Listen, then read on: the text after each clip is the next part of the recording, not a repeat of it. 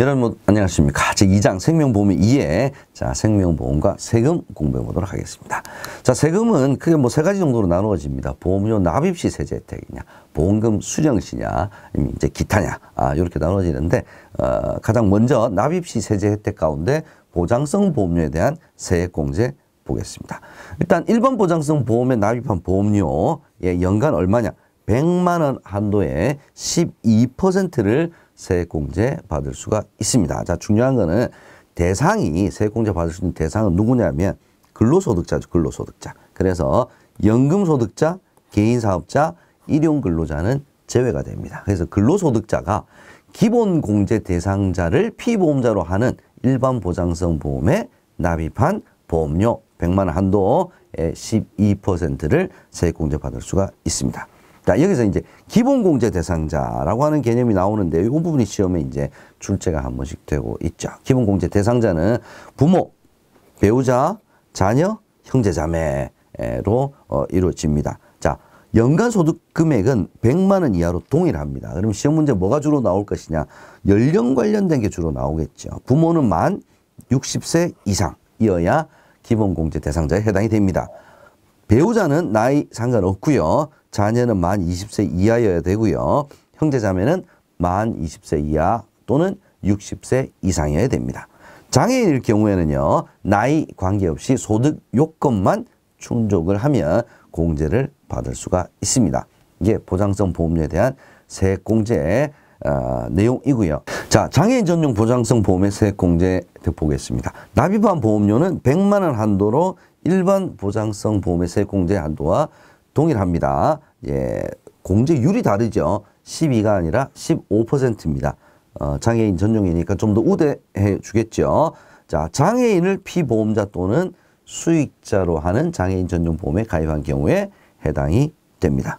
두 번째, 보장성 보험을 중도에 해지를 했을 때 어떻게 되냐? 세액공제 받은 거 추징 안 됩니다. 기억해 주시고요. 그 다음에 최근에 좀 시험 문제 출제됐던 게 뭐냐면 국민건강보험료, 고용보험료, 그 다음에 노인장기 요양보험료는 자, 세액공제가 아니고 소득공제입니다. 얘는 소득공제를 받을 수 있다라는 점 여러분께서 기억해 두시기 바랍니다. 자, 보험료 납입시 세제 혜택 가운데 보장성 보험료 세액공제 적용 사례를 한번 보겠습니다. 자, 100만 원을 초과했다 소득, 공제 대상 안 되죠. 그 다음에 기본공제 대상자에 해당하지 않는 부양가족을 피보험자, 또 공제 대상 안 됩니다. 자, 세 번째 볼게요. 근로자가, 배우자가 장애인이에요. 배우자를 피보험자로 하여 일반 보장성 보험료 100만 원, 장애인 전용 보장성 보험료 각각 두 개를 100만 원씩 납부했단 말이에요. 그러면 12만 원, 15만 원, 12%, 15% 합의 27만 원 세액공제를 받을 수가 있습니다. 자영업을 영위하는 자가 본인을 피보험자로 하여 보장성 보험에 가입을 했다. 얘는 공제 대상이 아니죠. 왜? 근로소득자라야 공제 대상이 됩니다. 피보험자가 태아인 경우, 아직 태어나지 않았으니까 공제가 안 되고요. 자, 근로자가 장애인이 본인을 피보험자로 장애인 전용 보장성 보험료 100만 원을 납입을 했다. 그러면 15%, 15만 원 세액공제 받을 수가 있습니다. 다음으로 연금계좌 세액공제 살펴보도록 하겠습니다. 일단 연금계좌 보험료 납입 시 세액공제 받을 수 있는 거죠. 자, 연금계좌라고 하면 연금저축계좌와 퇴직연금계좌를 합친 것을 통칭하는 개념입니다. 퇴직연금계좌는 종류가 세 가지가 있었죠. DB형, DC형, IRP. 근데 이 중에서 DB형, 확정급여형인 경우에는 연금계좌에서 제외가 된다. 포함되지 않는다. 요거 여러분께서 꼭 기억을 해 두셔야 될 것 같습니다. 자, 종합소득이 있는 거주자가 연금계좌에 납입한 금액의 12%를 세액공제를 해줍니다. 자, 종합소득자예요. 자, 보장성 보험료 세액공제는 근로소득자, 연금계좌 세액공제는 종합소득자. 이렇게 두 가지가 구별이 된다는 거 알아두셔야 될 것 같고요. 연금계좌 세액공제의 또 다른 특징 중에 하나는 종합소득 금액 4,500만 원 이하, 근로소득만 있는 경우에는 금액이 5,500만 원 이하인 자는 조금 더 세액공제 많이 해줍니다. 몇 퍼센트?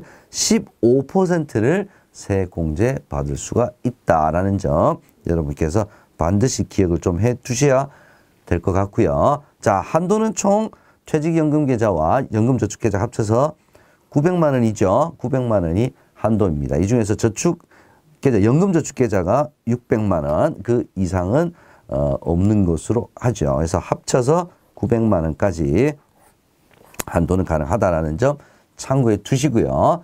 자, ISA 개인종합자산관리계좌 만기 시에 이 추가 납입을 허용을 하고 있는데 한도는 세액공제 받을 수 있는 한도를 추가로 줍니다. 전환 금액의 100분의 10 또는 300만 원 중 적은 금액이니까 최대 300만 원까지 세액공제를 더 받을 수 있다라는 점 기억해 두시면 좋겠습니다. 다음으로 보험금 수령 시 세제 혜택 보겠습니다. 보험금 수령 시 세제 혜택 가장 대표적인 것이 저축성 보험의 보험 차익 비과세 요건이죠.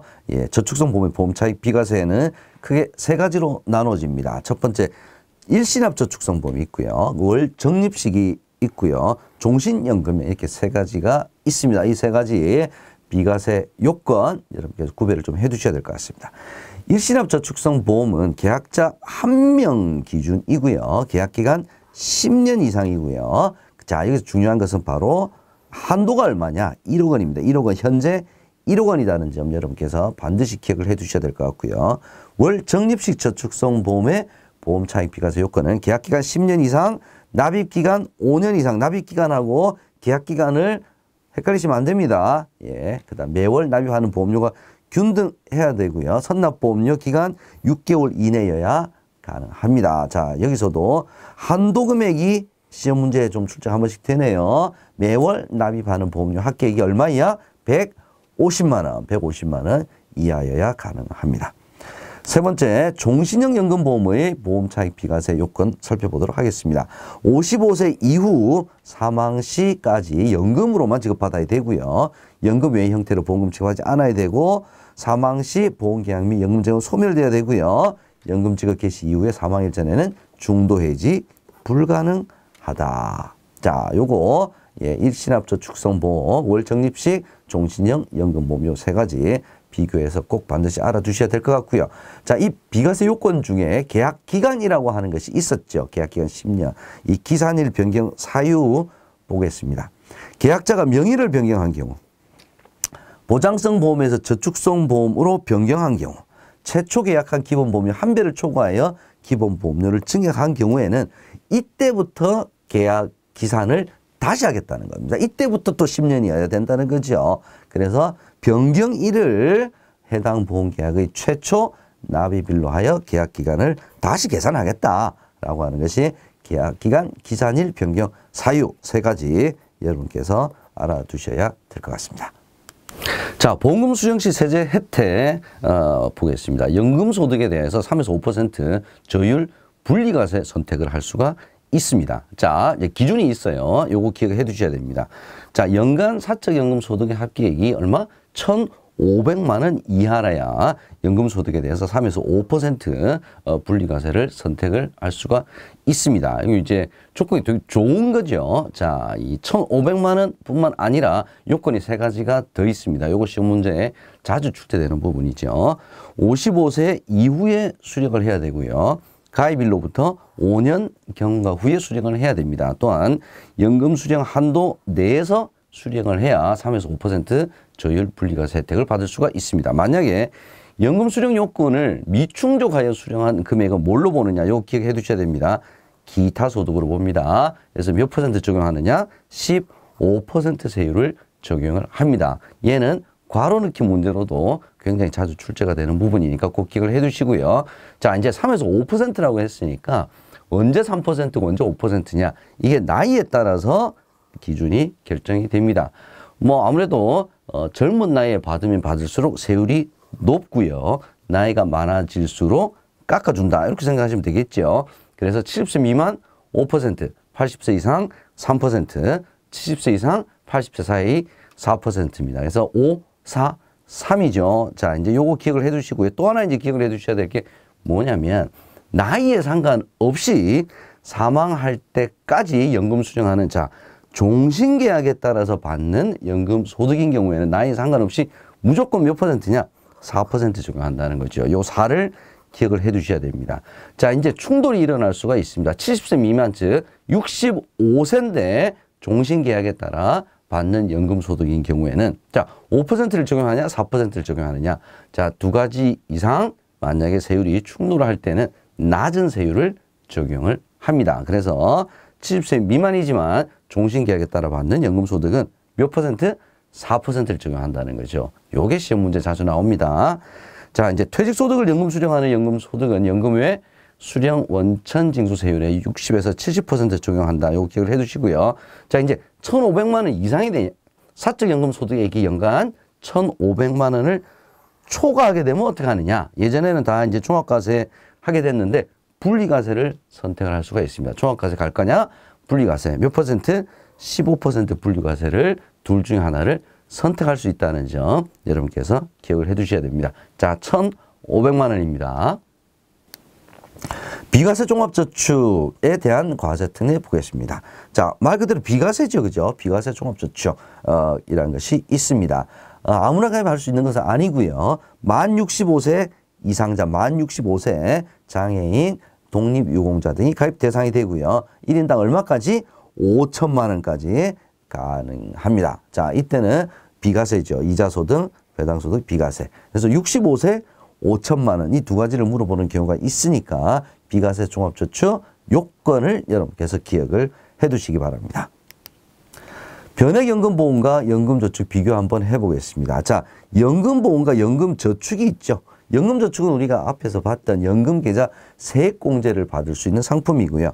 모든 금융기관에서 판매가 가능합니다. 그래서 나중에 수령을 할 때 저율분리과세 3에서 5% 적용을 받을 수 있고요. 연금소득으로 분류가 됩니다. 이에 반해서 변액연금보험이라든지 일반 연금보험 같은 경우에는 보험상품이죠. 생명보험회사에서만 판매가 가능하고요. 이자소득입니다. 이자소득. 자, 요것만 여러분께서 구별을 해 두시면 되겠습니다.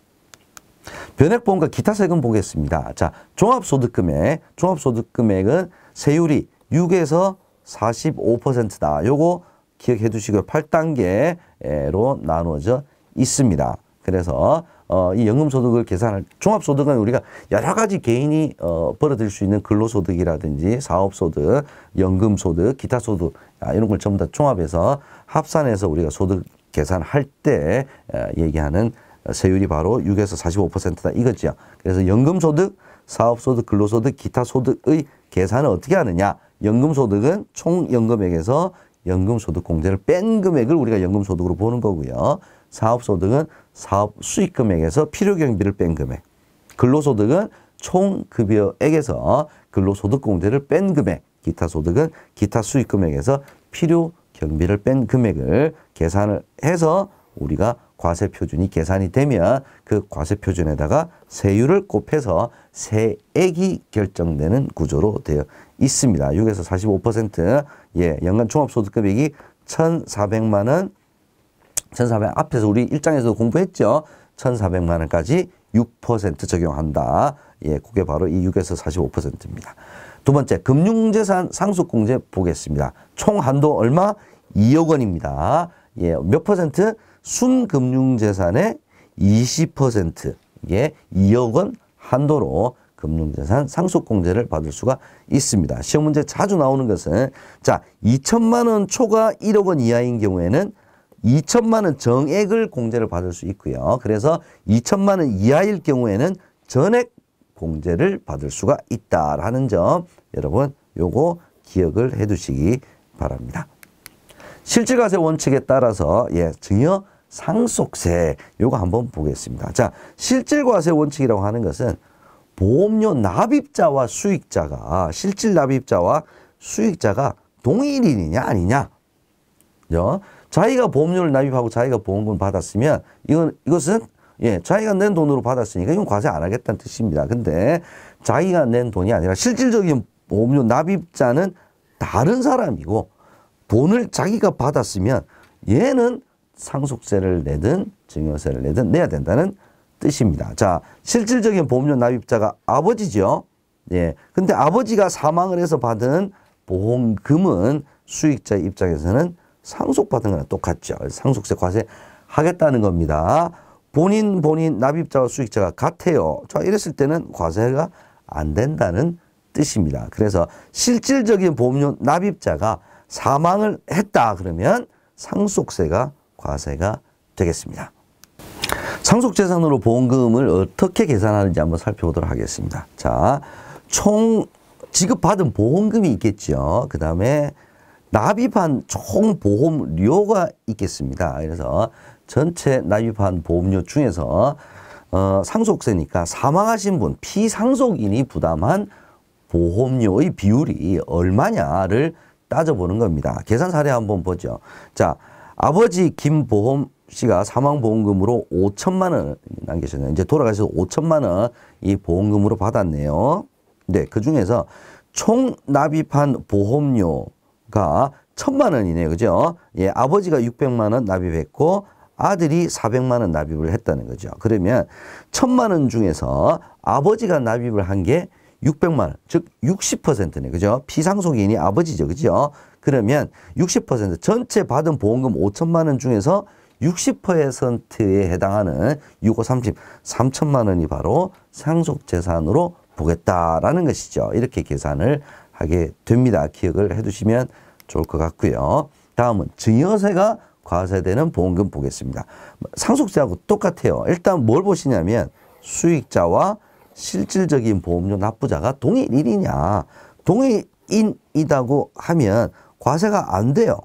근데요. 자, 그러면 보험사고를 보셔야 되는데 보험사고가 실질적인 보험료 납입자가 보험사고의 대상자면 상속세가 과세가 되고요. 실질적인 보험료 납입자고 보험사고의 피보험자는 달라요. 그랬을 때는 증여세가 과세가 된다. 이렇게 보시면 될 것 같습니다. 자, 상속세 과세하는 거, 증여세 과세하는 거 어떻게 여러분께서 다른지 이것만 구별을 좀 해주시면 좋을 것 같습니다. 자, 증여재산으로 보는 보험금 계산하는 방법 한번 살펴보겠습니다. 상속세 계산하는 거하고 상속재산으로 보는 보험금 계산하는 방법과 유사합니다. 자, 보험수익자가 보험료의 일부만 납입을 한 경우에는 보험수익자 이외의 자가 납입한 보험료액의 비중만큼을 증여재산으로 보는 겁니다.